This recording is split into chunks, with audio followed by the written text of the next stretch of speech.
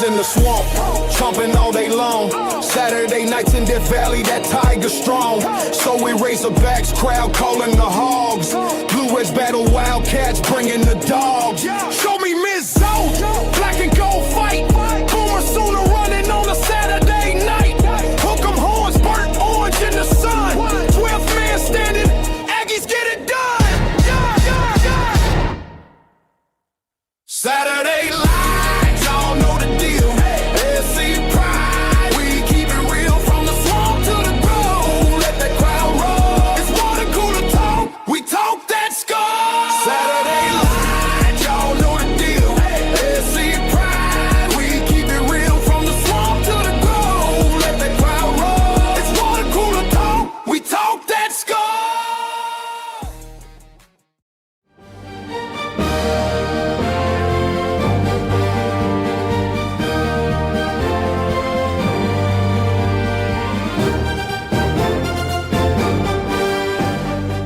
Welcome to this presentation of Water Cooler Talk Sports. Yet it is, ladies and gentlemen. It is Friday, February 6th, 2 days before the Super Bowl. Ladies and gentlemen, my name is Nick Frazier, one half of Water Cooler Talk Sports. The man, you can't see him, but you can hear him. Tell him who you are, boss man. It's your guy, Marcus Fitzpatrick. Let's go. Let's get it. Yes, sir, man. We appreciate y'all so much, man. And rocking with us around the water cooler tonight. It is the one, the only, the man, the myth, the legend. You can hear him tonight. DC Wolf, what's going on, man? How you feeling? Get in the building. You What's up, man? Me and Marcus count money, man. Y'all can't see us. You know? That's what it is, man. Ladies and gentlemen, man, we appreciate y'all so much, man, for joining us here on this Friday night here around the water cooler, man. We appreciate y'all so much. Do me a favor before we get this thing rocking and rolling, man. Do this one thing for me, man. Follow these guys on YouTube, man, at It's SEC Season What I Got Tez, man, at Tight Sports and Alabama Football Megacast, Auburn _Addicts TV, what I got DC Wolf, Dustin over at the Uptempo Podcast, Be Sharp over at the Sharpshooter Sports Talk. I got Vandy Chris over at the Go to Broom Podcast and at the Anchor Down Live Podcast on Facebook, at the Huggy Beard himself on YouTube and on Twitter. I got Edward, chopping it up with Kid Country on YouTube. And of course, the legend himself, Bubba and the Old Man, Auburn Sports Talk, man, on YouTube. Also, go follow and subscribe to JMHO Sports Talk, what I got Coach Sean, and On the Block Sports with Coach Carl as well. And I got Dylan over at the College Loop on YouTube, man. Make sure you go subscribe to those guys, man. Also, man, mess with the people that mess with Water Cooler Talk Sports. I got DJ. Follow him on TikTok, Instagram, and YouTube at Hollywood _media. That's Holly with an EY. And follow him on Facebook at Hollywood Media with 2 A's. Hollywood. Man, shout out to the people that rock with Water Cooler Talk Sports, man. We appreciate y'all so much for messing with the people that mess with us, man. Thank y'all so much, man. And do us a favor. Go follow us on our social media, man. Follow us on Twitter at CoolersPod23. Follow us on Instagram and TikTok at the Water Cooler Talk. And of course, follow us on Facebook at the Water Cooler Talk podcast page on Facebook as well. Visit www.watercoolertalksports.com. Again, that is www.watercoolertalksports.com. Introductory.com for all of your college football, SEC football, and of course, Auburn football news in written form. It's great written content over there. I'm telling you, I believe it's great written content over there. And if you want to support the show financially, man, guess what?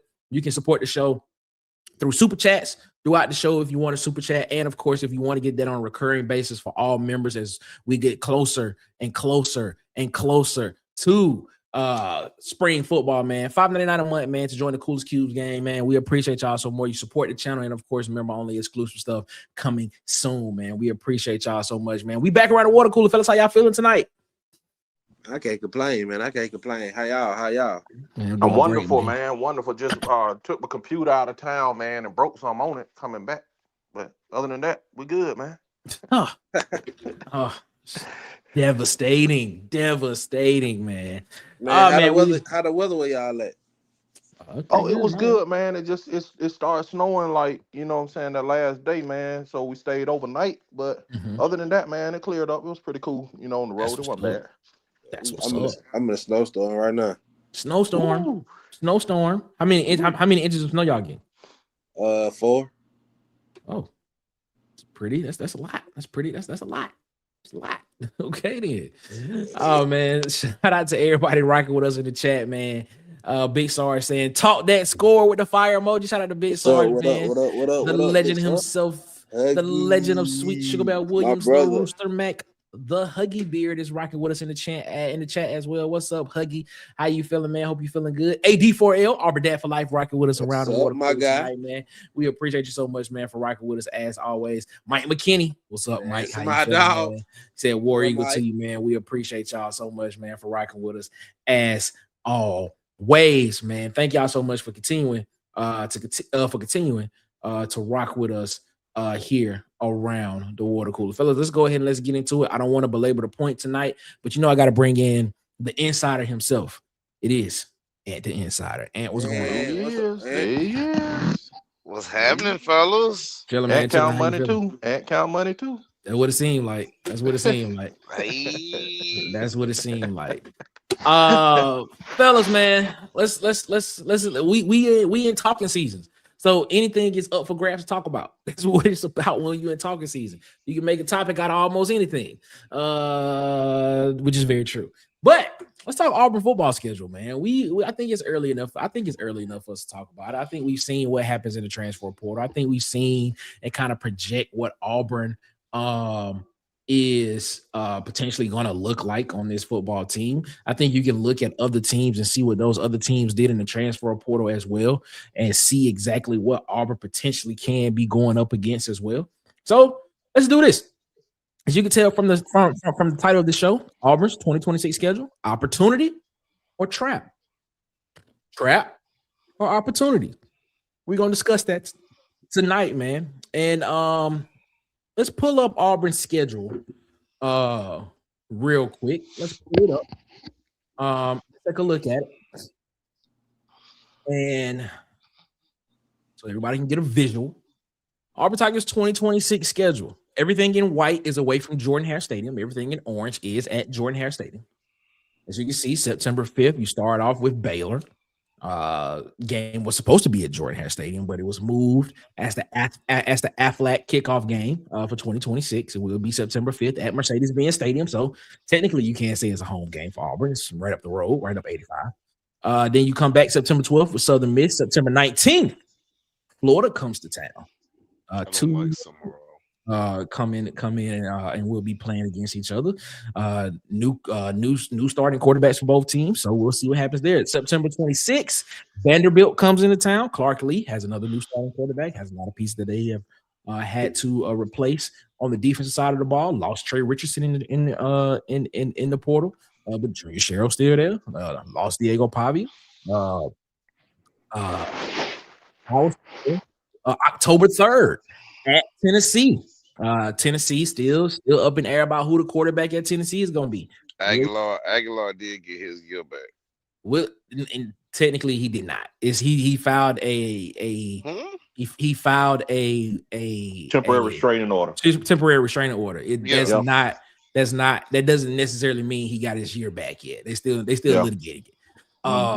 So they October 3rd at Tennessee.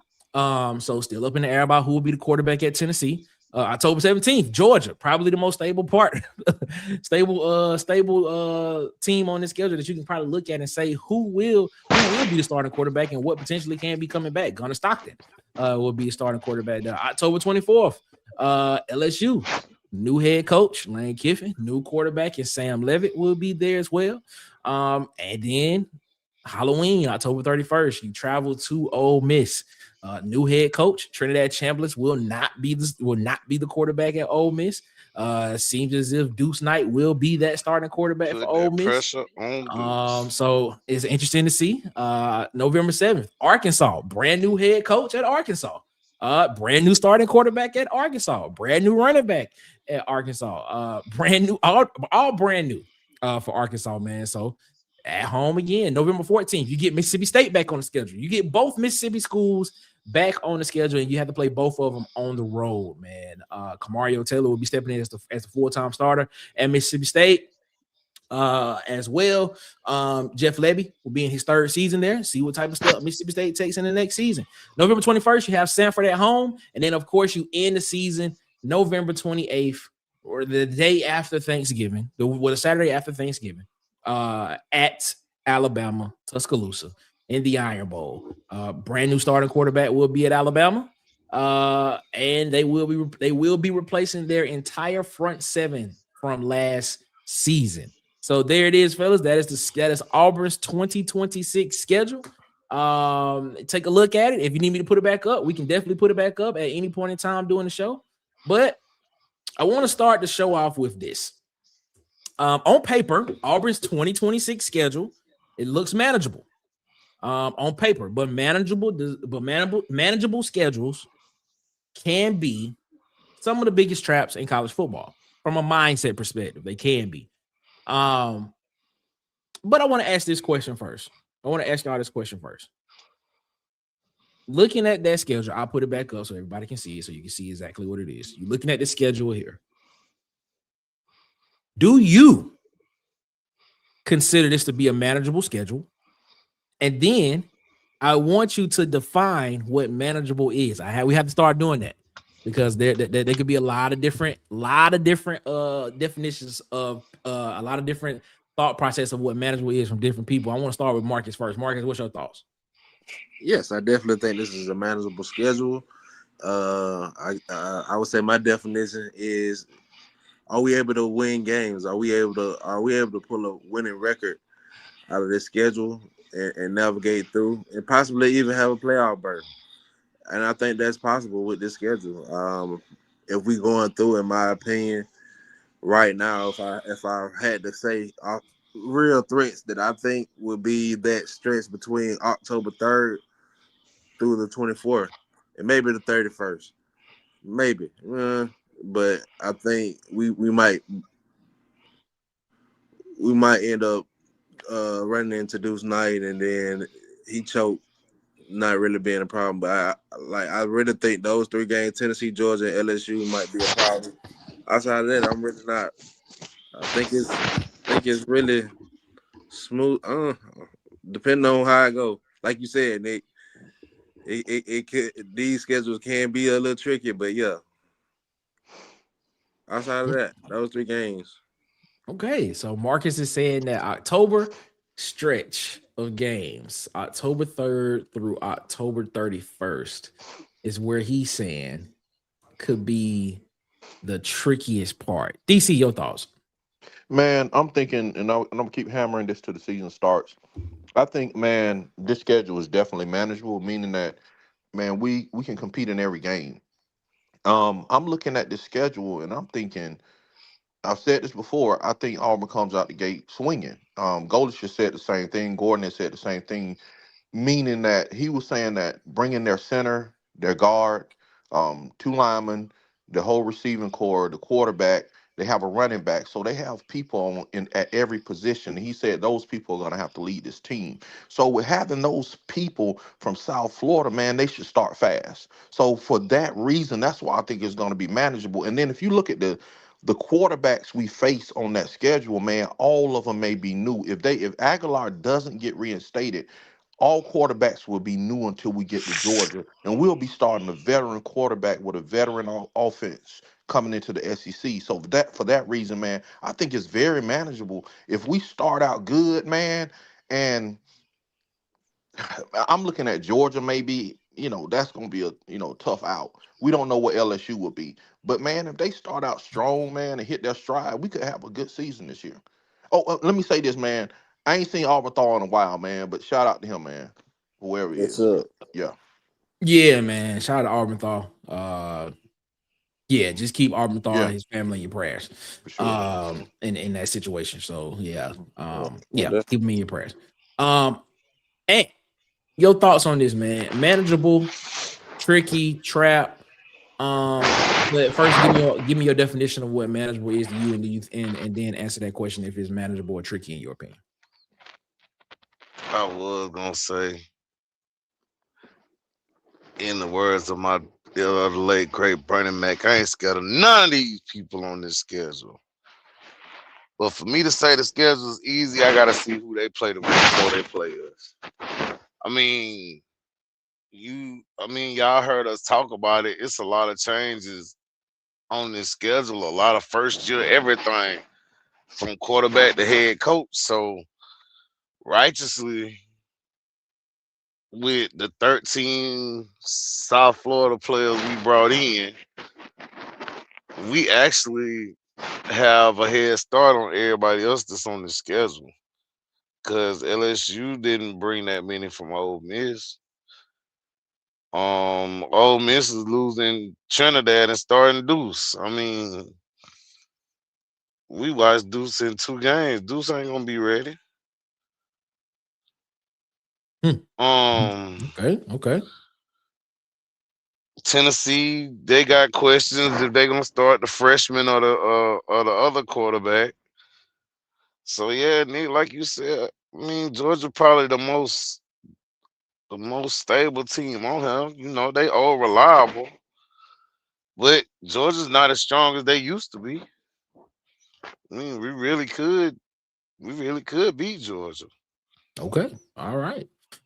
We got somebody that's coming in, Mr. 21. Can you do something for me, Ed Darby, man? How you feeling, man? Hope all is going well with you, my guy. Tell me, you see the schedule on the screen. Question, opportunity trap. We set the preference of saying that this could be a manageable schedule for Auburn in the 2026 season. But manageable schedules can become tricky, and they can become traps, for people. So I want to ask you the question, man. Do you think, looking at this schedule and everything that encompasses it, is this a manageable schedule for Auburn and first year head coach at Auburn, Alex Golish? And what is your definition of manageable? Yeah, I agree with what Ant said. It's kind of hard to know. Got a whole new SEC. Manageable means for me is that you have expectations, and do you have the horses to compete with the teams on your schedule? Okay. Who knows with this SEC this year, other than Georgia? So to me, this whole schedule is opportunity until we start getting into the season and seeing where everybody's at. Because right now, I don't think we have any expectations. Really? So you don't think? I mean, we do as Auburn fans. Okay. As Auburn fans, yeah. But outside, yeah, nobody worried about what Auburn doing. So okay. Yeah, I just think it's all an opportunity. I think this is up for grabs. Up for grabs. Okay, I like it. I like that. Why is it an opportunity? Let's talk about why this is an opportunity. And when you speak about opportunity, we're talking about the optimistic side of everything. We're talking about looking at what Auburn has on its roster, potentially what Auburn will be starting. We're looking at what other teams are potentially going to put on the field. And we compare those. I don't think there is one team that we can count in this conference. I think a lot of people will point to LSU as a team that had a really good portal season because they signed a lot of highly rated guys out of the portal. So of course they will get the attention there. But when you talk about being optimistic about it, I think you have to also bring in all of the other nuanced things that I mentioned earlier about the uncertainty at positions for these teams. So when we talk about optimism for Auburn going into this year, and you see what Auburn potentially will have on the football field on the offensive side of the ball, and what they have coming back on the defensive side of the ball. Excuse me. Should the optimism be warranted for Auburn fans, and even for and even like Ed said, you know, people outside of Auburn that ain't even thinking about there might not even be expectations for this Auburn football team in that vein. Should there be expectations when people actually look at the schedule and not just look at the schedule, look at the name, but actually look and see what the teams are doing and what they've done? Should there be expectations for Auburn to actually be better and to actually could potentially be in that 8, 9, 10 win range? Your thoughts, DC? I think it's easy to say easy to see if you think about this, man. Think about if Golish wouldn't have gotten the job at Auburn, right? And if he would have stayed at USF, if they would have brought all those guys back, man, don't you think USF would have been a playoff contender with Byron Brown and all those players and the staff? Well, they were a playoff contender this year. Exactly. So you see what I'm saying? So when you look at Auburn, man, it's the intangible is Auburn is by default they're returning a lot of players. You feel what I'm saying? So if they were at USF, they would be a contender, and other teams would be fearing them if they would have brought all those players back. So you bring them to Auburn, man, and then you upgrade the offensive line. If you look at it that way, man, I think you could win at least 8 to 10 games. So I think I think confidence, if you look at it that way, to me, this team, what it does, it hinges all on what they do with the offensive line, and more specifically what they do with the tackles. Because we know they have the center, he's a proven guy, and I watched him in film, man, and he holds his own against Power 4 teams.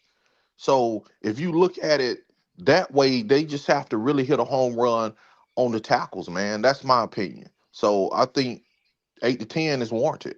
When you also think about optimism, you also think about where you can build momentum at in this schedule, right? So I want to ask y'all this question, but I want to start with Marcus on this one. I'm gonna get everybody. Where can Auburn, where on this schedule that we just looked at, where can Auburn start to build that momentum? Where can what game can you point to on this schedule to be like, if Auburn wins this game, if Auburn finds a way to win this game, that could be a momentum builder for the rest of the season? If you ask me, I would say the Florida game. Honestly, Okay. I know that's early in the season, but I think, like DC said, they get hot out the gate. If they get that Florida game and they go down that stretch and catch Georgia at the right time, like everybody said, everybody's unknown outside of Georgia. So if you catch Georgia at the right time and you win that, man, sky's the limit. Cool. But going back to what you were saying about expectation, to me, it's the expectation should be we gonna see a better team than last year, because the coaching job from last year was just horrible. So I expect to see at least a competent team, or at least a competent offense, I would say, and a team that's bought into the program. So I just expect to see a more disciplined team. At least that's my expectation. Okay. And what's your thoughts? No lineman with hearing problems. I don't think so. Okay. So to answer your first question about expectations, as far as me looking at everybody else in the SEC other than Georgia, Auburn has made the most moves as far as getting players and, you know, having players follow your coach to set the culture for the other players that were there last year. I mean, that's a big get. That's gonna, like he said in the interview, that's gonna help him sleep way better at night. Cause you already a step ahead of a lot of people in the SEC right now. As far as your game go, even though I hate Summerall, I'm gonna say even in a loss to Georgia, you might could get a spark out of this team after that game. Okay. Because like we said, like Georgia's not the old Georgia, but Georgia's also old reliable, meaning they find a way to win no matter what. And if you go to Georgia where you've been blown out the past 3 times you went there and you play them in a close game, I don't think nobody really can play with Auburn. This after Georgia, if they play Georgia close and continue to play like that. Okay. So Marcus says the Florida game, if Auburn can come out and win the Florida game at home, that could be a momentum builder. And it's saying if Auburn can go into Georgia and play that game close and potentially get a win, that could be a momentum builder for the rest of the season, for the back half part of the season. Can I say why? I just thought about it. I might not have said why, but the reason why I get that answer is because you got to think about this. Who's gonna be the best team in the SEC that's on your schedule right now? It's got to be between Georgia and Bama. They're the only two that's done made the title game every year. I'll say So Georgia and LSU over Bama, though. I'll say LSU before Bama. I'm not gonna say LSU. I'm just saying I would say them before Bama. Oh, well, I mean, either way it go, Georgia gonna be better than LSU. So Yeah, I agree. if you play the top team in the SEC to a 1-score game, it's nothing to hold your head down on.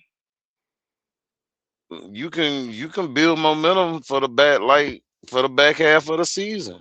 So you saying even if Auburn goes into Sanford Stadium in Georgia and loses that game by, I don't know what, a score, a field goal, you're telling me that could be a momentum builder for Auburn for the rest of the year? I would say, I don't mean to disagree with you, but that'd be tricky though, because sometimes they can break teams. It can. Losing big game like that can break teams too. But look, think about this though, Marcus. Every time Auburn stepped into Georgia, the game's never been close. That's what I'm saying. Georgia's been blowing us out in Georgia. And for your first year head coach to play Georgia close.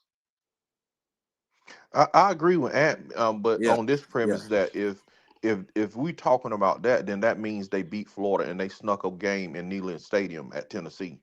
So if they do that, man, I think, man, everybody is on a high. They ready to go. You lose the Georgia game, I think everybody just keep going because at that point you're only 5-1. But then so I think you already on a high going into the Georgia game. You're on the national scene. Yeah. So yeah, I think if you lose at a close game, I don't think it interrupts the season if you won those other games before it. So look at this, Marcus. Hey, Nick, you don't mind putting the schedule up? No, I'm not disagreeing with you. I'm just saying that could be tricky. You're right, but look at the schedule. After Georgia, who's better than Georgia after we play them?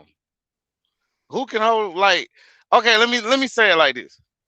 Out of everybody on that schedule that's after October 17th, who can hold a candle to that team?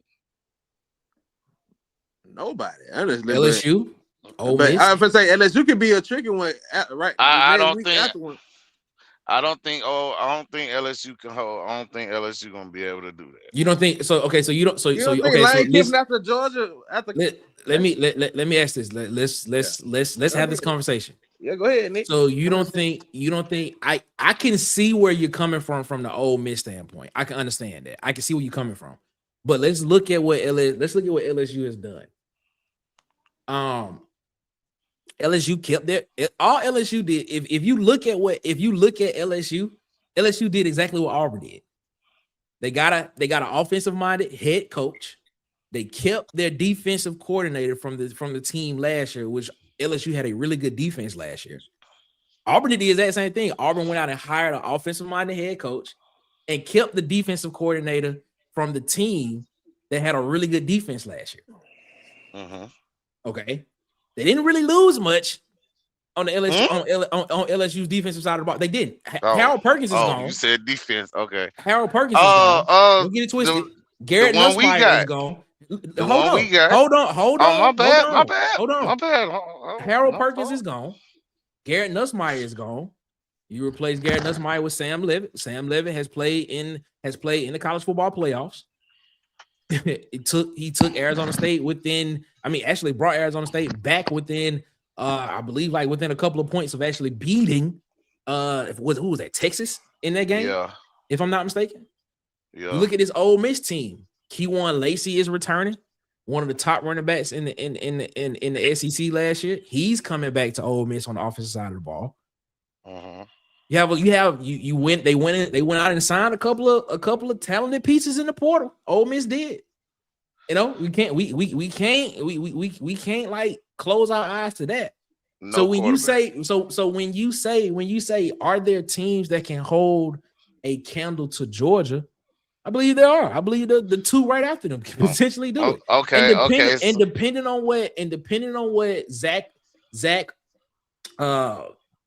Arnett does as the defensive coordinator for Mississippi State, could Mississippi State's defense take a step to where they can close games, and now they are not a team that gets a lead on teams and then lets it go because the defense can't stop anybody. Like, let's not act like Zach Arnett didn't have is not a pretty highly rated defensive mind in college football.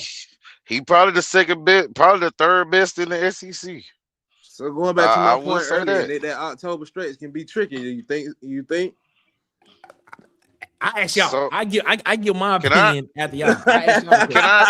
Can I counter what you were saying on it? I got what you saying, bro. You right. If everything works in their favor, you got to think about this. LSU and Auburn, they do mirror themselves because LSU lost their whole offensive line room too, and they ain't pick up that many pieces to go back in it. Well, they had some of those guys. I know for a fact. I think one of those guys that one or two of those guys that announced they was going to enter the portal at LSU in the offensive line, they actually returned. Okay, and they signed what? And then you signed the top rated offensive tackle well, by some standards, the top rated offensive tackle in the portal in Jordan Seaton. You signed him. True. So and then they went out and signed another highly rated offensive lineman as well. So I mean, but then I just my thing was when you say, is there a team after Georgia that can potentially that could be a measuring stick to Georgia? I think the next two right after them are measuring sticks, in my opinion. I mean, Ole Miss lost their best two pass rushers and on top linebacker.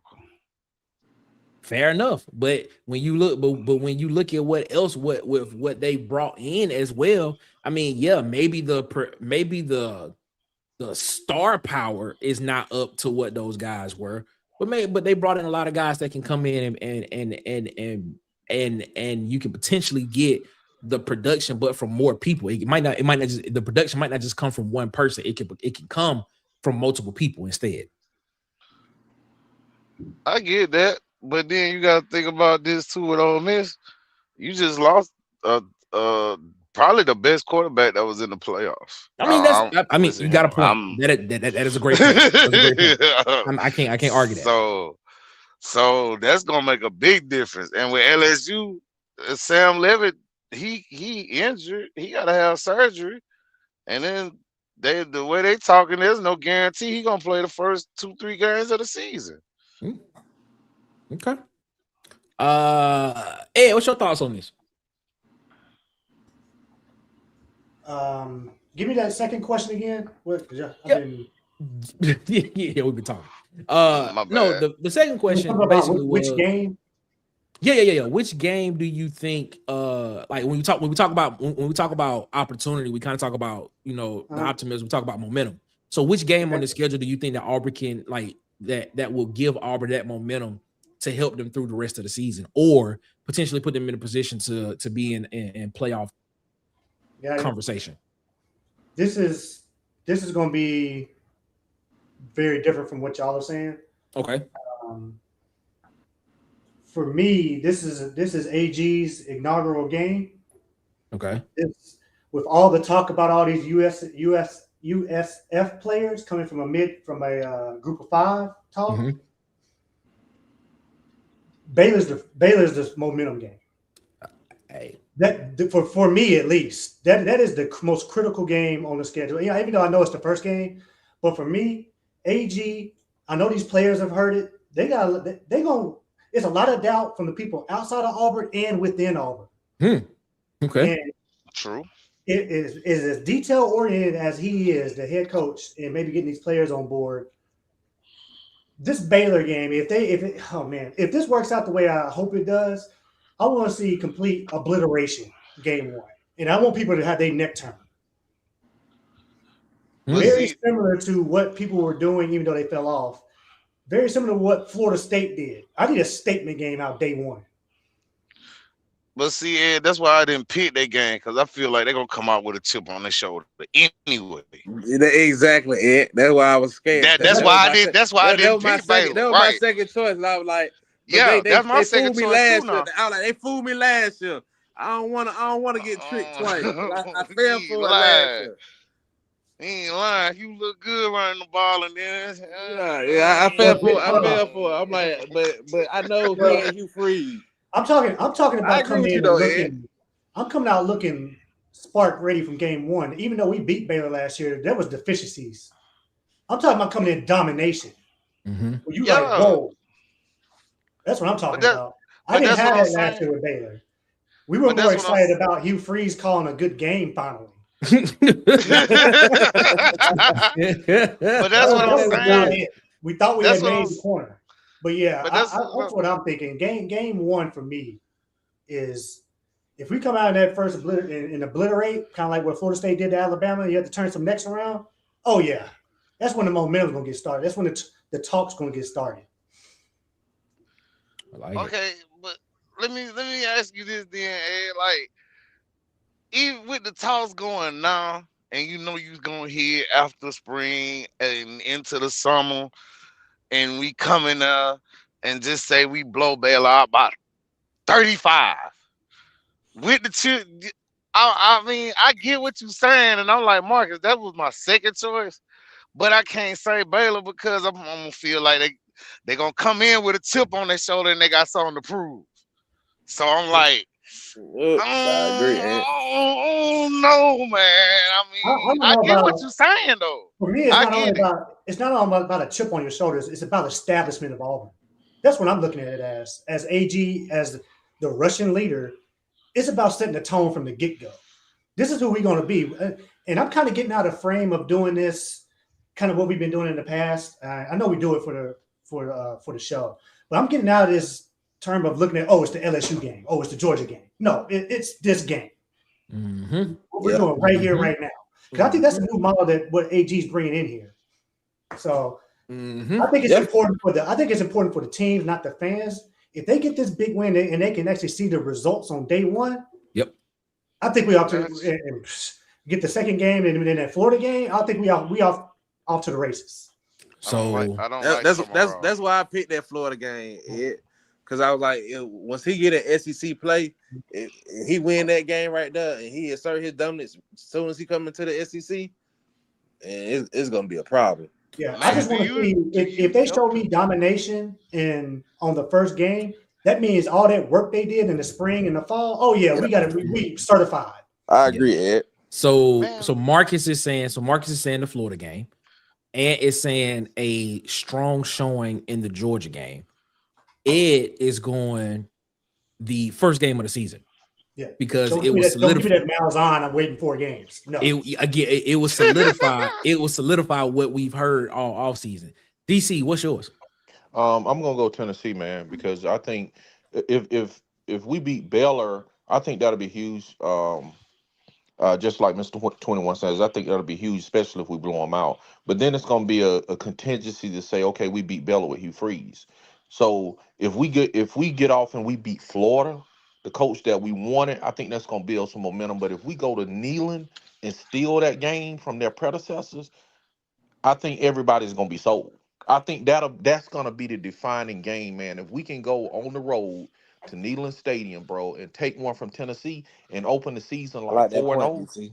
5-0, whatever we'll be at that point, I think everybody will be convinced because it'll show, man, not only just like Ed said, I think everybody is right to a degree. We started out hot, we blew somebody out, okay? Then, bro, we beat your coach that a lot of people wanted. So now that's settled. So then you go on the road and beat Tennessee, bro. I think everybody is right then sold at that point. Like, let's ride.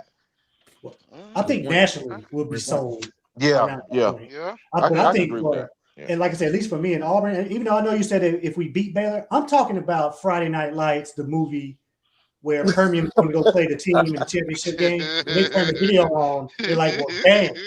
That's what I'm talking No, about. Obliteration. I game. agree with you. I agree. Yeah. I agree with you, bro. Not just beat. Definitely. Okay. All right. Well, let's. I want to ask this question in twofold. So we talked about the opportunity, but now let's talk about the trap. Where could that trap game be? And the trap game doesn't have to necessarily be, Auburn loses this game.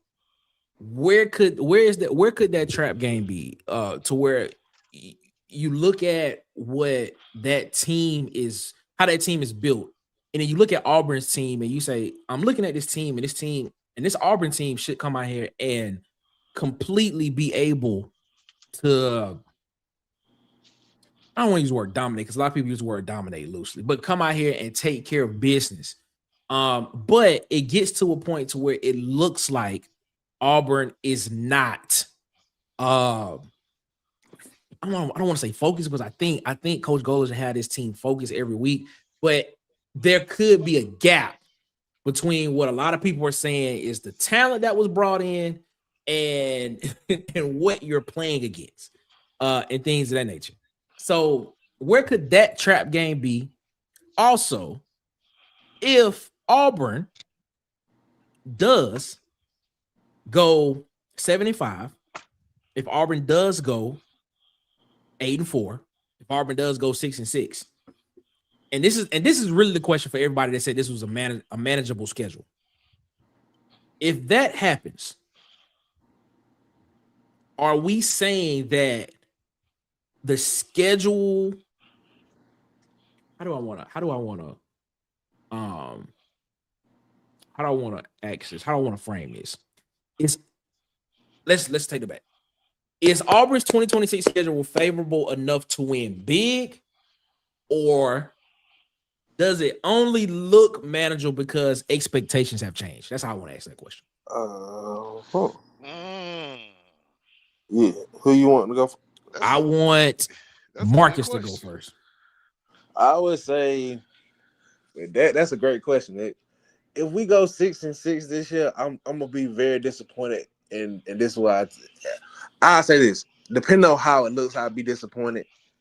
Depending on how that 6-6 looks, I'll be disappointed. But I'll be disappointed because this is a lot of coaches' first year with these new teams. A lot of coaches are bringing in new quarterbacks. This conference is really up for grabs this year. And I think he should be able to manage a better than a 500 schedule. I mean, winning percentage with this schedule. Okay. So even when you bring in majority of the players that you have coached at your previous school, You was able to you overhaul the whole roster. You was able to use as much as it was free agency for you. You was able to pick the pieces from the portal that you think that you can win with. I need better than a 500 winning percentage, especially when, like you said, it's a lot of first-year head coaches. You brought a lot of group of 5 head coaches with you, and there's a lot of first-year quarterbacks. So it's just like this schedule right here is gonna be I feel like the biggest up for grab schedule. Situation he gonna have coming up in now. Okay. What's your thoughts on that, Ed? If we look at this, we looking at this 2026 schedule, does it look favorable? Is the schedule favorable enough to win big, or or does it only look favorable because expectations have changed?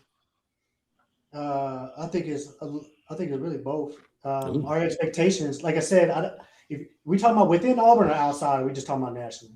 I mean, well, yeah, you could definitely answer that question 2 different ways. I get where you're coming from. Yeah. So in this aspect, and from a fan's perspective, Auburn fan, yeah, it's favorable because just the conditions. Our expectations are, I think, 7 is what mostly I heard some 10. I can see it all the way up through there. Anything can happen until we get in the season. But yeah, it's favorable because of the conditions of the SEC right now. Bama's not Bama anymore, like they've been. Mm-hmm. Georgia has probably got the most coming back, or the most settled QB position, other than Tennessee. Maybe I think I'm not sure if I'm correct on it or not. Georgia has gone to Stockton. Okay. Yeah. So you really got one team that's really coming back with experienced quarterbacks. Kind of like what Marcus said, everything is up for grabs. So yeah, this is an this whole season is really an opportunity. Yep. For everybody. Gotcha. So yeah, and if I'm like I said, if I'm AG, man, this is an opportunity to kick the door down. Yep. This really is though, Ed. Like, I just don't think this dude is. I think he's just different. We're not sleepwalking. We're just not coming in. Oh yeah, we're gonna win these games, and we're gonna wait 4 games to see what we got. We're gonna run B vanilla. No. Coming in hot. I was just about to say that. Like, I don't know why that popped in my head when he said that. I was like, that's the first thing that popped in my head. What's your thoughts on that, DC? I think, man, if you look at the schedule, I think it's expectation because of, just like Ed said, conditions, and it's the schedule. If you look at it, man, you have all of these new coaches, and if you don't have new coaches, then you have new quarterbacks on teams. So you have coaches coming in, all of them are laying their foundation for their process. So what Alex Golesh is telling us, and he's convinced a lot of people, that his process is elite. Okay. So if you come out and you go 6-6, man, people are gonna start questioning the elite process. With all of these other coaches coming in laying the foundation, all of them are laying the foundation for their process. So if you're looking at the other coaches, the Floridas, the Arkansas, Pete Golden, to a degree, you know what I'm saying? When you look at those new coaches laying their foundation for their quote unquote culture, if you're looking at that, man, if he falls below all of these new coaches that are starting out too, then people are gonna start questioning, okay, is your process elite? Because all of these other coaches are at the same starting point you are at. So, like Marcus said, man, if we go 6-6, man, I'm highly disappointed with the schedule being how it is, with new coaches and new quarterbacks. But to your point though, on that schedule, I believe the only teams that will have new coaches that I'm about to bring this up, but it really doesn't. It's okay. I'm gonna just say it. The only teams that will have new coaches that are brand new to Power 4 football as head coaches would be Arkansas and Florida. Those would be the only 2. So when you look at I said Ole Miss to a degree too. Okay, all right, yeah, you got that Ole Miss because he would be a new powerful head coach. Mm-hmm. So when you look at Ole Miss, Arkansas, and Florida, so are we gonna base a whole season off LSU got to set a new foundation too, though. Yeah, Yeah. but he has coached on a Power 4 level But he Yep. as was a a new head coach with coach. a new team though. He with a different team, different Yeah, culture. he has But to it's implement still his But process and Yeah, everything you at got LSU. like chemistry. Chemistry is a lot, Nick. You gotta build a like DC said. You gotta build up a culture with a different team. so you Some can't teams, put some so you teams can can't come in.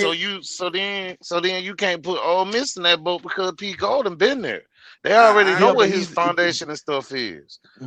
he's gonna have a different he's gonna have a different coaching style and everything than Lane Kiffin. He was like he didn't move a lot of the processes because they were already in the season.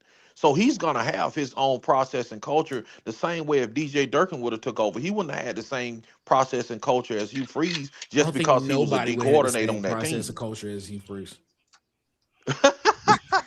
But you Just being Wow. feel, honest. yeah, but you feel what I'm saying. Just because you're the D coordinator and you were under a head coach, when you take over, that doesn't mean you're gonna have the same process and culture. I'm sure Pete That's Golden true. is gonna have his own thumbprint on his own program. So he just really manned the ship that was already moving. You know what I'm saying? So in the same way with DJ Durkin took over for Hugh Freeze, a lot of those components, the ship was already moving, and he couldn't even like turn the ship but so far because it was already moving. You feel what I'm saying? But if DJ Durkin would have took over this program, he would have implemented his own process and culture starting when he took over. But I'm sure Pete Golden would do the same thing, as well as Lane Kiffin. It's a culture been set in LSU by the previous coach that he has to undo and set his own foundation and culture. So you're dealing with a lot of these teams with new coaches, and the ones that and a lot that don't have new coaches, some of them have new quarterbacks. I get what you're You feel what saying, I'm saying? DC. I get what you're saying, but if that's the case, then why keep the defensive coordinator if he was setting a new culture and standard? Why keep the defensive coordinator? Because if it was so toxic, why not get rid of everybody? I didn't. And this question should literally be for Auburn as well. If it was a toxic, if the culture was so toxic that you got rid of the head coach, who is the guy at the top that sets everything, Mhm. why keep the defensive coordinator then? Because it's the same way with Lane Kiffin going to LSU. He kept his defensive coordinator. Just because the head coach had issues, you know what I'm saying, the offensive side of the ball had issues, doesn't mean the defensive side had issues. That doesn't mean you had a toxicity in the defensive room or the special teams room. You feel what I'm saying? Just because the offensive room had problems. Same way with LSU, they kept their defensive coordinator. So it doesn't mean the whole team had a toxic problem.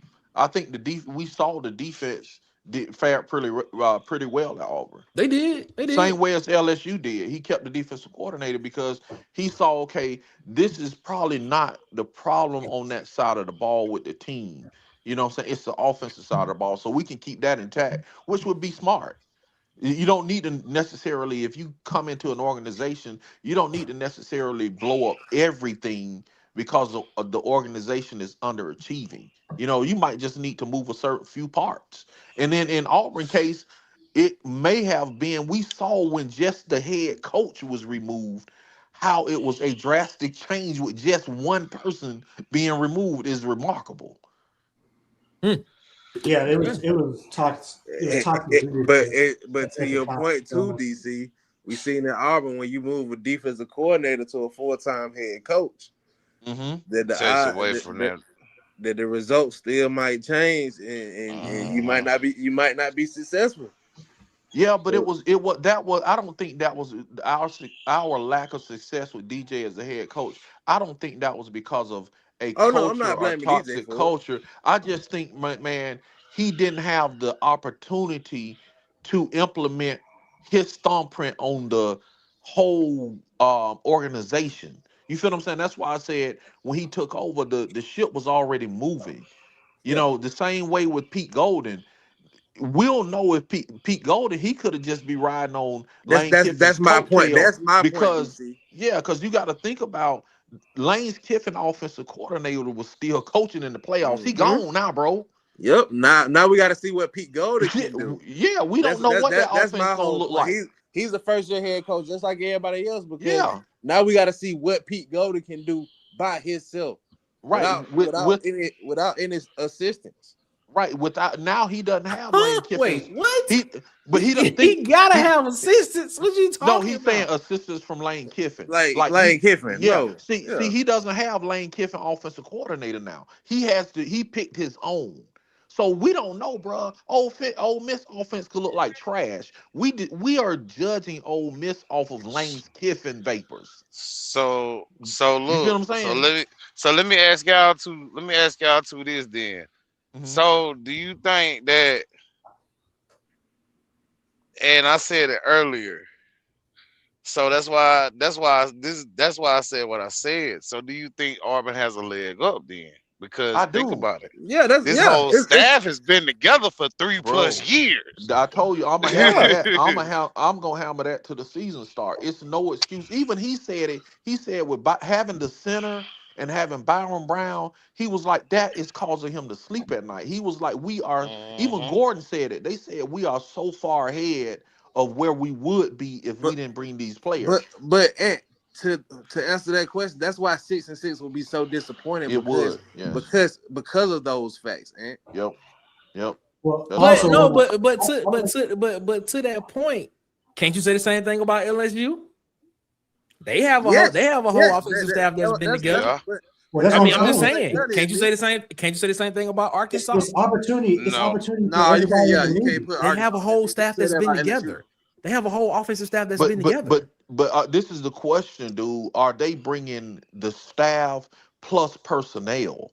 It's like with Auburn, bro. They're bringing the staff plus they literally transplanted their whole offense And into LSU spending Auburn big time money to with the get their roster. staff You know what? You with can't a say that about 3,000 you. yard. Does any of them have a 3,000 yard quarterback that's So dynamic as to Byron that Brown? so to And that you can't point, say that about so LSU to that either. point, then next year, the question that y'all are having about Pete Golden as head coach is the question you should be having about Alex Golesh as head coach at Auburn. Then, if that's the question, What? What do you mean? okay? Listen to what was just said. You sat here and said that I asked the question of saying, well, Arkansas has a whole staff that's been together that has been together. LSU has a whole staff that's basically been picked up, transplanted, and put together. But Auburn has a whole staff that's been together and basically transported. But you said the difference was because they have the personnel that's coming with them. Well, Right. this personnel won't be with them next year. So the Okay. same questions that you have about Pete Golden this year, should you not have those questions about Alex Golesh a year from now? You as No. personnel wise, you Why will. not? Why would you not have that? Why would you not have those questions? I would say Because staff-wise, then by that time we was seeing his scheme and his concept. Yeah, but it won't be the same personnel. that's why I would say personnel wise, yes, you're gonna have the same question personnel wise. Okay, all right. Because It's he's the- gonna have a new quarterback. He's gonna be without Byron Brown for the first time in 3 or 4 years. You know what I'm saying? So yes, it's personnel wise, staff wise, no, but yes, personnel wise. It's the I same problem. I It's disagree. the same problem personnel. Vanderbilt has. It's the questions they have. Was Right. this Sparkle? Was this the Yep. Pavia effect? Yep. They had the Yeah, I same agree thing with that, approved yeah. this I year agree. with Yep. them. Even though Yep. they've won 20-some games the past 2 years, now people really want to know. Yep. Yeah. That's So it. they're the same as everybody else. It's like Yep. it's opportunity for every. It's literally opportunity for every team in this league this year. This Yep. is a whole. This is new. But I feel like this is his best opportunity. Like this, man, it's up. So And, so and can that's why I said game one is critical. Yeah. Because So Yeah. I guess Ask your question real quick, Ant, because we gotta get out of here. so. I guess I'm gonna be the indifferent one because I say no because the way he built the personnel, they at least gonna have a year under the belt. You know what I'm saying? Like, and I get what y'all saying about Byron Brown, and yes, he's dynamic. He's a unicorn out there. But you got to think about this. He also brought the backup quarterback and Lachlan Hewitt. Hewitt's not a bad quarterback. And Hewitt's going to be in this system at least, it'll be his third year. Bro, So- Gonna be his first year starting in the SEC. we ain't seen Lachlan Hewitt. We ain't seen Lachlan Hewlett in He may real not even be here competition next year. yet. That's all I'm saying. Exactly. Yeah. That's what I'm saying. Come This on. new era of football, I Come don't on. do Hey any of man, that hold anymore. on, y'all. But okay, you right. We haven't. It's the same thing you could say about Deuce. You didn't see Deuce against real competition. They thought that was the greatest thing. Nah, I like it. I'm gonna look at some of these, get some of these comments in before we get out of here, man. Big Sarge said, man, after the outcome of the football season for the past half decade, Thank Auburn you. can't treat Yes. any game as a trap game. I like it. I like that. Shout out to Big Sarge, man. I agree with you, Big Sarge, on that. We can't treat any game like a trap game. We got to come in locked in on every single game, man. Mike McKinney said, there's no trap games. Everyone's getting that smoke. I like that. I like that. I like that. You like that. You like that. That's what I'm talking about. I like it. Mike McKinney, 10-2, 9-3, incoming. I'm not far off from you, Mike. I'm not far off from you. I like it. I like it. Auburn Daft Life said this schedule is opportunities. He said, Nick, opportunities. That's what he said. The same thing Ed been saying. It's full of opportunities. Yeah. That's what he was saying. You know, that's what it is. Big Sarge said, if the O-line and D-line are above average to great in this season, we will be successful, in my opinion. I agree. Everybody rocking with you on that one right there, Big Sarge. Everybody rocking with you on They that should be one. turned loose in the spring. He come back and he says this is definitely an opportunity schedule. Shout out to Big Sarge with that. He says every game is an opportunity for the coaches and players to show the fans and critics that their process was elite. That's what DC was saying. And they are a process-driven program. I like it. I like that. King Richard in the chat. War Eagle to you, King Richard, man. Appreciate you so much, man, for rocking with us as always. Mike McKinney comes back and said, no one on this schedule scares me. Not one. Never lost. Never lost. My buddy, man. I ain't scared of none of you. Shout out to LeVar Ball. Never lost. Never lost. I like it, man. I like it. King Richard comes back and said, man, it's manageable, but at the same time, there are a lot of unknowns across the board. Which is what I've been saying. Baylor, Florida, Vandy, Tennessee, LSU, Ole Miss, and Arkansas. A lot of unknowns. You might as well throw Alabama on there. I don't know why they exactly. Yeah, I mean, Alabama's an unknown too. Hey, So- I'm gonna say this. It's 2 road games that I believe is gonna be the trap games for Auburn, and that's Tennessee and Tennessee and State. There are no trap games. This was about the process. games where they're not gonna look the same. How about that? There you go. Yeah, Got a this point, is about got the a point. process. D-Lev, shout out to our guy D-Lev. He said that bye comes at the right time. If we go into the Georgia game 4-1, watch out. Y'all thoughts on that? We have a different mindset. We don't care about bye weeks. Ooh, we don't care about And bye I weeks, think Georgia will have a Bama hangover because I think they got to go to Bama before they play us. Interesting. Hallbone in the chat. He said Deuce Nice people told him Ole Miss was going to give him the starting position, give him the start next year. Did Ole Miss people tell him that? Ole Miss be lying. Oh man. Robert Smith, Marcus's #1 fan, said we better go 4-0 out What's the up, gate. Robert? That's what he said. He said we better go 4-0 out the gate. Okay. The question I have for that is it just a 4-0 or what do you want to see from the 4-0? That's what I'm more concerned about. What does it look like? Yeah, that's a good point. That's a good point. What do those losses look like? I agree with you there. Expectations. What do the wins look like? What expectations have changed? To the question of that I asked earlier, is it favorable because of big wins or because expectations have changed? He said because Big Sarge said because expectations have changed. Because we won't be on the golf course. That's what Because we thought the same. have 392 J finally said, have man, we culture. thought the same thing last year when we beat Baylor. How did that turn out, man? It didn't turn out great. No, I ain't gonna say we thought that. No, I ain't gonna agree with that one. Yes, it was because I definitely said I thought we had a quarterback. I definitely said that. I know I was like, man, I think we got a quarterback, fellas. I think I said it. I know I said it. I said, this is what I said. I said, well, at least we running the ball more than we did last year. I proved that. He proved that I was lying about that too. Wow. Jermaine Mims said, "What's up, guys? Hi, guys. What's up, Jermaine? How you feeling, my guy? Hope you're feeling good." King Richard comes back in and said, "Man, this schedule reminds me of the 80s, 90s, and the early 2000s." Y'all get that vibe? Yeah. Okay. Tim the Tool Man Taylor, he said 23 people watching, 13 likes, man. Hit the like button. Yes, hit the like button for us, man. Please hit the like button. We're trying to grow and glow, man. So do that for us. We appreciate y'all so much, man. Slug Up Durkin said acquisitions 101.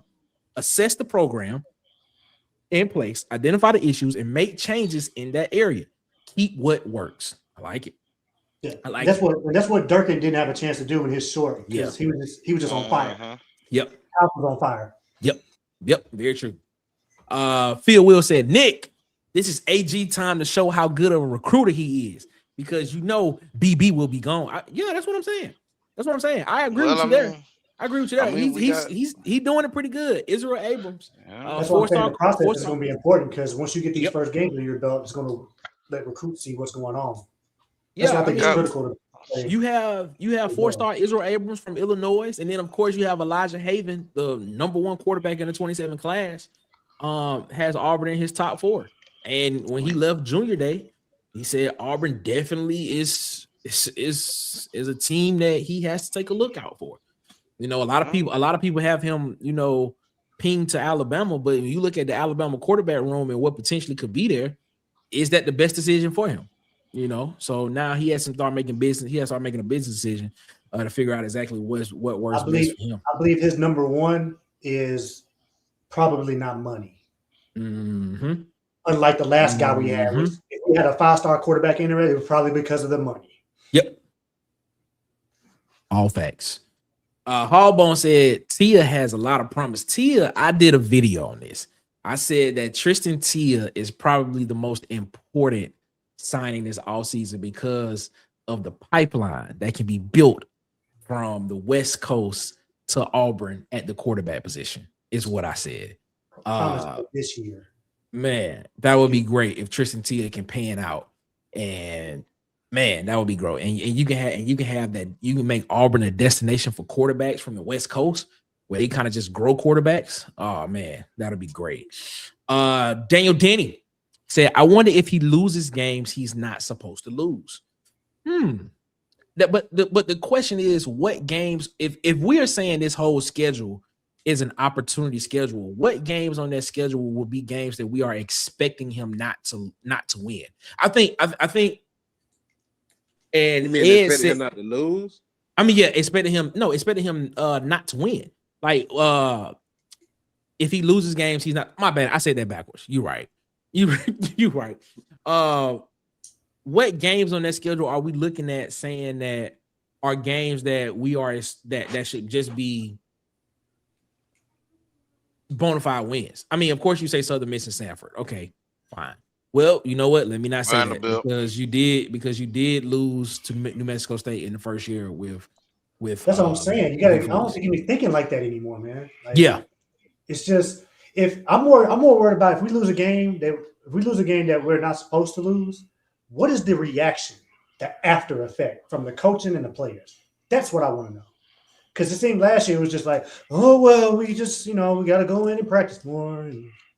We're so close. So man, it's crazy. Ladies and gentlemen, I'm about to bring in a guy real quick for a hot second. We're gonna get our guy here, the legend of Sweet Sugar Bear Williams, the Rooster Mac, the Huggy Beard. What's up, Huggy man? What's on your mind, man? What's happening, Nick? What up, Marcus? Everybody, what's happening? What's up? What's going on? Nothing but the business. You know what I'm talking about? Feeling. Chilling. I would personally say that the season is an opportunity, but I don't think Auburn's in the position of considering anybody as an automatic win. I think every game needs to be approached as this is the, we're 0-0. This is the make or break. Until some disciplinary situations are handled, they don't need to really look at any game as, well, we got this. They need to approach every game as we're not the better of the two teams. We need to come in and play lights out. I mean, it's been a bad last 5 years. So Auburn's not in any position to take anybody lightly right now. And I would say every game's an opportunity to show that it's not the old Auburn, and that for Alex Golesh personally as a coach, it's an opportunity to not only show that, hey, I belong in the big leagues, but it's his opportunity, to show that Auburn made the best decision possible, because look at all the change that you already see. Like, we've all talked about the discipline and things like that. The wins are going to come if all those other things are handled. And I think, like we all talk about Georgia, as much as it chaps my ass to say this, they are the top team in the SEC until somebody takes them down. They're the only team that coming in about what they're going to do. And Georgia plays really good, kind of reacting to what you do. I mean, go back to last year's Auburn game. It was almost 17-0, and then they end up just getting stomped on. So if I'm Alex Golesh, that's how I'm approaching every game. That each game is our opportunity to show the rest of college football this isn't the Auburn that y'all have come to know in the last couple of years. Because I think as fans, we're always going to expect Auburn to do good, and sometimes it can kind of cloud your judgment on things. That's why the last time we talked about it, I used the word temper your expectations. If you're expecting a national championship next year, you're probably going to be disappointed. And that's not saying that they're not going to have a good year. Because I'm still sticking with 9-3. And Nick, if anybody knows this, it'd be you or Ant. Isn't it written into Golesh's contract that he doesn't get any of the quote bonuses unless they go 8-4? Well, it's his contract is incentive based. So once he gets over 8 games, he gets a bump in pay per win. So for example, like if he hits 9 games, he gets like It's a dollar amount for that. And then once he hits 10 games, he gets like double that. And then like 11 and 12 games, it goes back down to whatever it was for, I think, 8 games. So it's just Put it like for every win over 8, he gets an increase. So he has the ability to make like 12 million or something like that at the end of the season, including SEC championship appearances, wins, college football playoff championships. I mean appearances, wins, and things and stuff like that. So yeah, if he goes undefeated, he could probably be the highest paid coach that year. Nice. AG does not. That's a big if, though. Yeah, AG does not need this contract. The last dude needed this contract.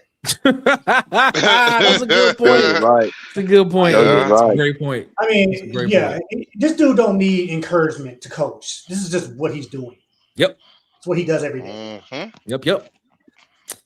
And I do agree with what Huggy said, because it's more to prove for college football. It is also to prove to some of these Auburn fans too, because it was once said once he got hired, we the Auburn Bulls. That's been thrown around a lot. So yeah, we shouldn't predict any wins because we are the Auburn Bulls. Yeah, that's wild. Fellas, it's been a great show. It's Auburn's fault. I mean, let's be real about it. The reason Auburn is looked at the way they are now is because of what they've put on the field and what the decisions they've made. Very true. They just didn't decide that Auburn was going to be everybody's punching bag while they're going 8-4, 9-3, contending for stuff. No, there's a reason that everybody still considers Georgia, Alabama to be the upper echelon. I mean, for all the crying the Bama fans are doing, I wish Hugh Freeze would have went 9-3, 10-2 in his first 2 years. I mean, it's a matter of perspective. That's why I've said I'm not so much. And as usual, Marcus, down south, Stefan Urkel has pretty much said everything that was on my mind. It matters how you lose. If you lose a ball game, it definitely matters. And I think if we see the same going out, giving up, selfish playing, undisciplined playing, that's going to be a big problem. But even in a loss, if it's like, oh man, we left it all on the field, it was just they were the better team that day. It gives you more hope that, that's that first step. Then, because it's all a process. There's, like they say, there's levels to it. And I think Auburn fans need to realize we're back at 0. We've reset. And we were so low that reset and actually bumped us higher. Figure that out. but everything is opportunity, not just for the coach, but for every player. Every play is an opportunity to show that I'm a dog and I should be out here, and I'm who you want to depend on. So this could be a really good season, and I'm not even talking about it in terms of record, just of the direction that we're headed. This could be a really, really good season, or it could be a really bad season. Very true, man. Very true. Fellas, this has been a great show, man. We appreciate y'all so much for rocking with us. Huggy, what you guys say to people before we get up out of here, man? Y'all stay super fly. May all your woods be will, all your swishes be sweet, and war damn, I guess. Shout out to you, my guy. We appreciate you, man. Mr. 21, what you guys say to people before we get up out of here, man? Hey, man, trust the process. I'm hoping and believing that we got a Stephen Curry and Golden State thing brewing here, where we get a spark lit, and it's going to lead to good things later on. So keep just keep it up. So, I like it. Losers out.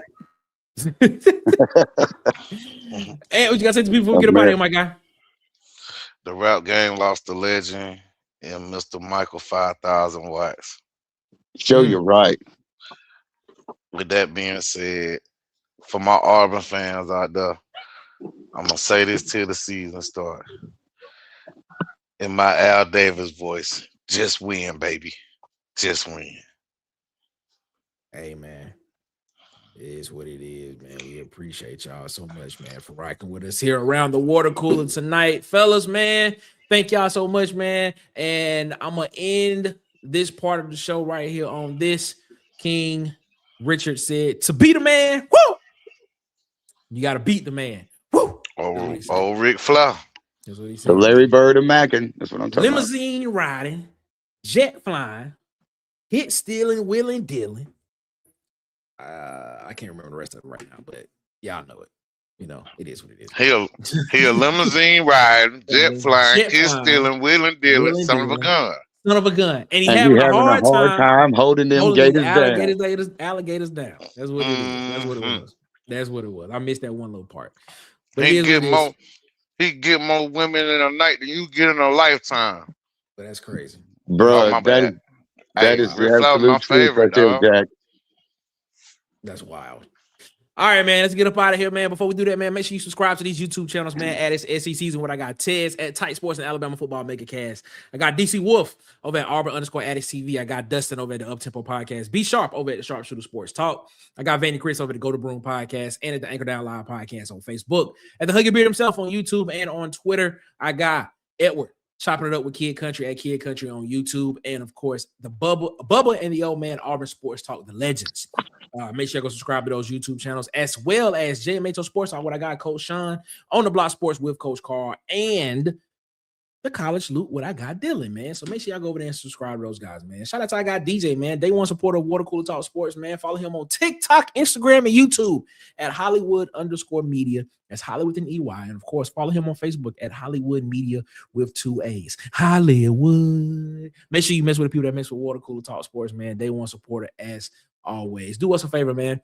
Follow us on our social medias on Twitter at CoolersPod23, at the Water Cooler Talk on TikTok and on Instagram, and of course on Facebook at the Water Cooler Talk Podcast. Of course, man, for all of your college football, SEC football, and of course Auburn football news in written form, the written content, great articles over there. I think those are great articles over there, man. That's all I'm saying. I think they're great articles. I'm just saying. I think they really are. So go check them out, man. www.watercoolertalksports.com. Again, www.watercoolertalksports.com, man. We appreciate y'all so much, man, for rocking with us over there. And if you want to support the channel financially, man, join the Coolest Cubes, $5.99 a month recurring. Support the channel, of course, and then, of course, member-only content is coming soon as we get closer to spring practice. And as always, man, super chats are throughout the show, man, and we appreciate y'all. Every dollar that's given to Water Cooler Talk Sports goes right back into the show. Fellas, man, this has been a great one, man. We're going to get out of here, man. We'll be back Monday with another Water Cooler Talk Sports live show. We'll be back Monday, 8 p.m. Eastern, 7 p.m. Central. Catch us Sunday morning over there on the Uptempo Podcast, what I got Dustin. And then, of course, Sunday afternoon before the Super Bowl, we'll try to get in a quick show, hopefully, over on Auburn Addicts TV, man. So, yeah, man.